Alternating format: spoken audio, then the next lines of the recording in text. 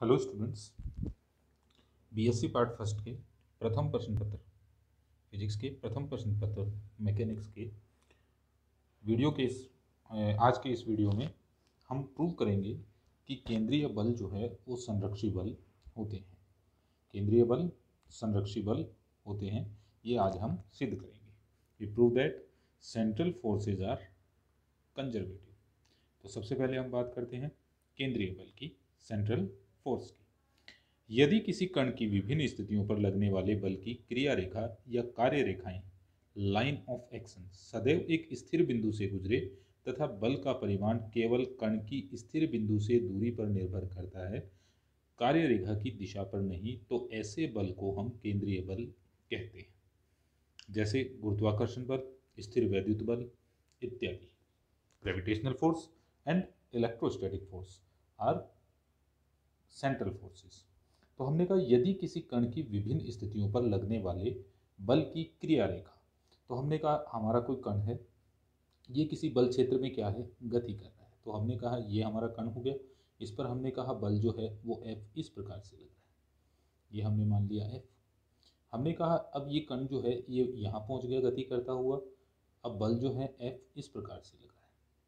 ठीक है, हमने कहा जो ये केंद्रीय बल है F, इसकी जो दिशा है, ठीक है, तो हमने कहा ये सबसे पहले तो ये क्या करें, इनकी क्रिया रेखा है जो लाइन ऑफ एक्शन सदैव एक स्थिर बिंदु से गुजरे, जिसे हम उस बल क्षेत्र का फील्ड फोर्स रीजन का हम मूल बिंदु कहते हैं। ठीक है, या यूं कहीं केंद्र कहते हैं, जो सेंटर है इस बल क्षेत्र का। तो उस बल क्षेत्र इस स्थिर बिंदु से होकर गुजरता है।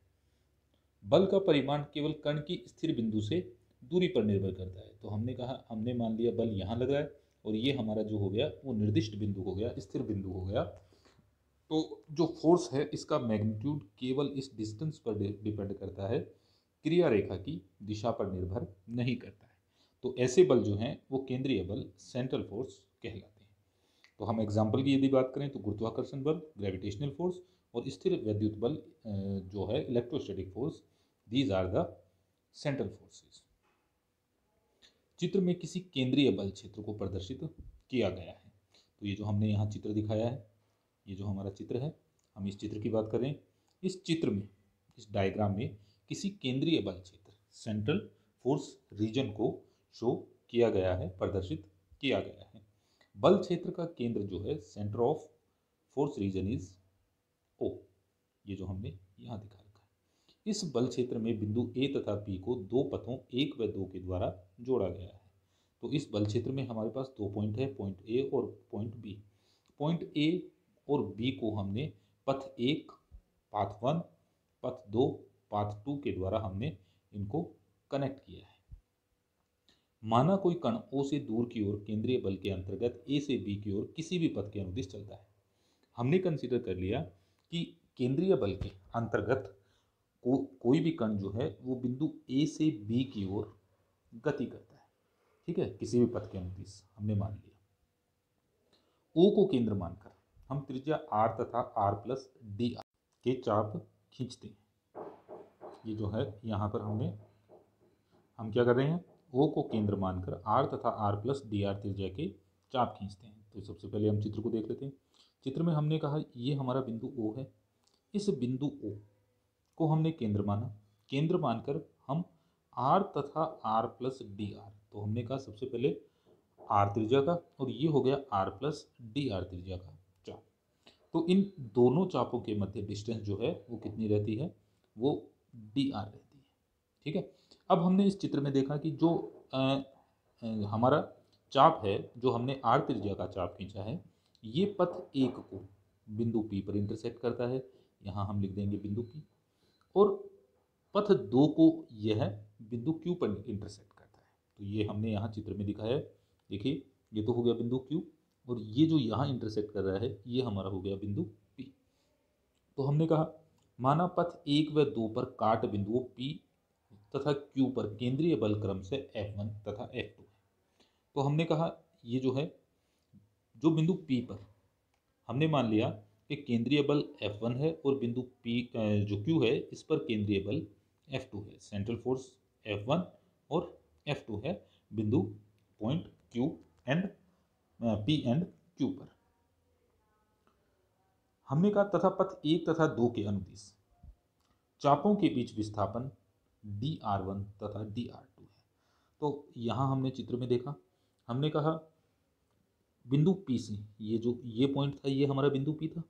इस बिंदु P से कण का विस्थापन जो है वो ये वाला है, ये जो हमने ये वाला दिखाया, ठीक है। ये किसके बराबर है, dr1 के बराबर है।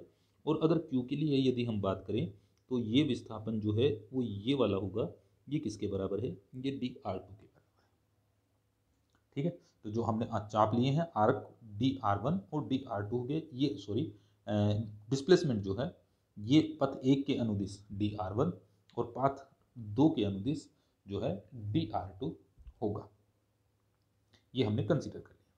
यदि F1 तथा dr1 व F2 तथा dr2 के मध्य कोण क्रमशः θ1 व θ2 है, तो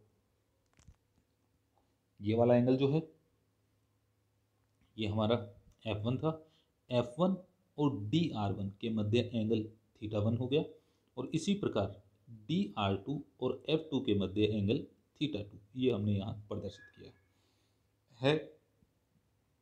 तो F1 dot dr1 equals to F1 dr1 cos theta, F2 dot dr2 equals to F2 dr2 cos θ2। इसको हमने समीकरण नंबर 1 से डिनोट कर दिया, ये हमारी समीकरण नंबर 2 हो गई। लेकिन O से बिंदु P तथा Q की दूरियां बराबर अर्थात R है। तो हमने कहा हमने O को केंद्र मानकर ये R त्रिज्या का चाप खींचा था, ये इस प्रकार से, ये जो फर्स्ट डॉटेड लाइन दिख रही है ना, ये वाली, ये वाली, ठीक है। ये हमने R त्रिज्या का एक चाप खींचा था, तो इसका मतलब O से बिंदु P की दूरी भी R होगी और बिंदु O से Q की दूरी भी कितनी होगी, R होगी। तो ऊपर हमने जब सेंट्रल फोर्स को डिफाइन किया था, केंद्रीय बल को परिभाषित किया था, तो हमने कहा था केंद्रीय बल का परिमाण जो है वो उस निर्दिष्ट बिंदु से कण की दूरी के बराबर होता है। तो जो सेंट्रल फोर्स का परिमाण है, मैग्नीट्यूड है, वो किसके इक्वल हो गया, उस पॉइंट से, जो हमारा पॉइंट O है निर्दिष्ट बिंदु, इससे कण की दूरी के बराबर होता है। जिस बिंदु पर फोर्स लग रहा है उस दूरी के बराबर होता है। इसलिए हम कह सकते हैं कि जब दूरी बराबर है तो केंद्रीय बल F1 व F2 के परिमाण भी बराबर होंगे, अर्थात F1 का परिमाण इक्वल्स टू F2 का परिमाण। Magnitude of F1 is equal to magnitude of F2, और F1 तथा F2 पर dr1 व dr2 के प्रक्षेप भी बराबर होंगे। तो हमने कहा सबसे पहले हम बात करें इस dr1 के प्रक्षेप की किस दिशा में, F1 दिशा में। तो इसका प्रक्षेप हो गया dr1 cos θ1। अब हम ये जो दूसरी डिस्टेंस थी dr2, इसका हम प्रक्षेप प्रोजेक्शन निकाल रहे हैं F2 डायरेक्शन में। तो इसका जो प्रोजेक्शन हो गया वो हो गया dr2 cos θ2। किसके बराबर होगा, ये बराबर होगा इस डिस्टेंस की, ये इन दोनों चापों के मध्य जो दूरी है इसके बराबर होगा। तो ये दूरी यहाँ भी dr रहेगी और यहाँ भी कितनी होगी, dr होगी। तो इसका मतलब ये हो गया कि dr1 cos θ1 equals to dr2 cos θ2 equals to dr। तो इसका मतलब समीकरण 1 और 2 में चले, हमने कहा ये जो टर्म है F1 बराबर है F2 के, dr1 cos θ बराबर है dr के, और dr2 cos θ भी बराबर है dr के। तो इसका मतलब ये दोनों टर्म जो हैं ये क्या होनी चाहिए, ये वाली ये इक्वल होनी चाहिए। तो हमने इनको इक्वल कर लिया, इक्वल किया तो F1 dr1 cos θ1 equals to F2 dr2 cos θ2, F1 dot dr1 F2 dot dr2। तो ये जो हमने निकाला है ये है इस बल F1 के द्वारा कण को बिंदु P से लेकर dr1 दूरी तक विस्थापित करने में किया गया कार्य। यदि संपूर्ण पथ A से B के लिए हमें कार्य निकालना है, वर्क हमको फाइंड करना है, तो हम क्या करेंगे, इन छोटे छोटे अंतराल को हम जोड़ देंगे। तो जोड़ने के लिए हम किसको उपयोग में लेते हैं, इंटीग्रेशन को। तो हमने क्या किया, उपयुक्त प्रतिबंध पथ 1 व 2 के अन्य खंडों के युग्मों के लिए भी लागू होंगे। तो तो हमने कहा अगर इनको छोटे छोटे पार्ट्स में हम कर दें तो उनके लिए भी ये प्रतिबंध जो है प्रतिबंध नंबर 3 ये लागू होगा। तो सबको हमने ऐड कर लिया। तो पथ 1 ए से बी की ओर F1 dot D R equals to पथ 2 के लिए ए से बी तक हम समाकलन करें F2 डॉट डी आर। इस प्रकार किसी भी पथ के लिए केंद्रीय बल के अंतर्गत किसी कण को एक बिंदु ए से दूसरे बिंदु बी तक विस्थापित करने में किया गया कार्य पथ पर निर्भर नहीं करता है तो बल संरक्षी बल होता है।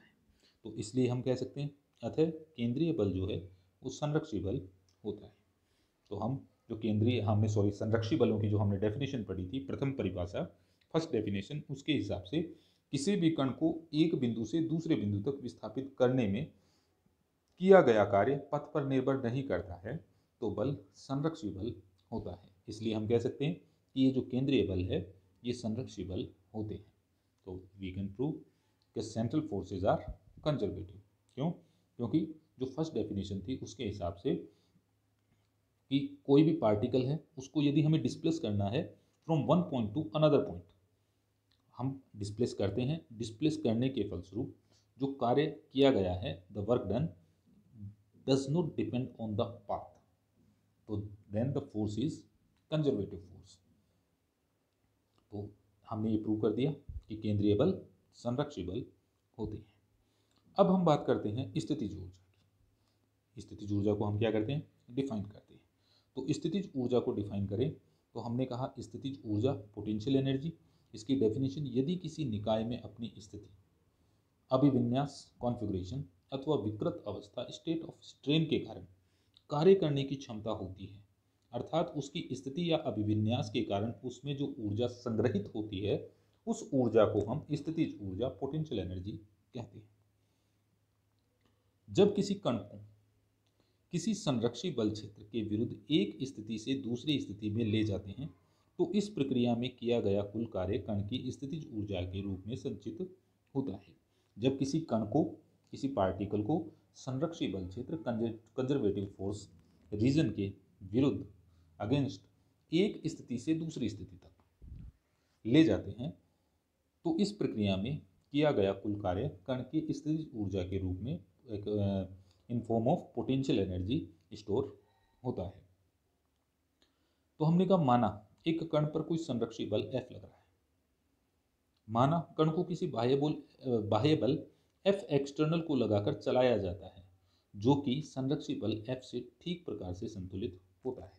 ठीक प्रकार से संतुलित होता है, इसका मतलब ये हुआ पार्टिकल के ऊपर हम एक्सटर्नल फोर्स लगाएं और संरक्षी बल से अगर वो संतुलित होता है तो इसका मतलब पार्टिकल के ऊपर टोटल नेट फोर्स जो है वो 0 के बराबर होता है। कुल बल जो है वो 0 के बराबर होता है, अर्थात F external equals to minus F। तो इसका मतलब ये है यदि कण को धीरे धीरे संरक्षी बल के विरुद्ध एक स्थिति से दूसरी स्थिति तक इस प्रकार ले जाया जाता है कि उसमें गतिज ऊर्जा उत्पन्न न हो, तो हमने कहा ये पार्टिकल है हमारा, इसके ऊपर हमने फोर्स F एक्सटर्नल अप्लाई किया। F एक्सटर्नल अप्लाई करने पर इसमें गति यदि उत्पन्न नहीं होती और इसकी स्थिति बदल जाती है, ये स्थिति यहाँ पर आ गया, या यूँ कहें कि हमने पार्टिकल को यहाँ से उठाकर यहाँ रख दिया, तो इस स्थिति में किया गया कार्य जो है वो स्थितिज ऊर्जा के बराबर होता है। तो कण के विस्थापन में किया गया कार्य कण की स्थितिज ऊर्जा के रूप में संचित होता है। ठीक है, तो सिर्फ हमें क्या करना है, कण को विस्थापित करना है। विस्थापित करने का मतलब कण की स्थिति बदल जानी चाहिए परंतु उसमें गति नहीं होनी चाहिए। तो स्थितियों A व B पर स्थितिज ऊर्जा में अंतर उस कार्य के बराबर होता है जो कण को A से B तक विस्थापित करने में बाह्य आरोपित बल द्वारा संरक्षी बल के विरुद्ध किया जाता है। तो हमने कहा बिंदु B पर स्थितिज ऊर्जा माइनस बिंदु A पर स्थितिज ऊर्जा, तो स्थितिज ऊर्जा का अंतर UB माइनस UA इक्वल्स टू A से B तक डिस्प्लेस करना है F एक्सटर्नल फोर्स के द्वारा, और डिस्प्लेसमेंट जो है वो DR है। F external equals to minus F हमने यहाँ प्लेस कर दिया। माना कण की स्थिति A परमाणिक स्थिति है, साधारणतः प्रमाणिक स्थिति वहाँ लेते हैं जहाँ निकाय की स्थितिज ऊर्जा शून्य होती है। तो सुविधा के लिए प्रमाणिक स्थिति को अनंत पर लेते हैं, तो A infinity equals to A attends to infinity पर यू ए इक्वल्स टू 0। तो हमारे पास आ गया U B equals to minus infinitive to A F dot D R. तो समीकरण 3 से हम कह सकते हैं, समीकरण 3 स्थिति बी पर कण की स्थितिज ऊर्जा को प्रदर्शित करता है। इस आधार पर दूरी r पर स्थित बिंदु पर कण की स्थितिज ऊर्जा U R equals to minus infinitive to R F dot D are.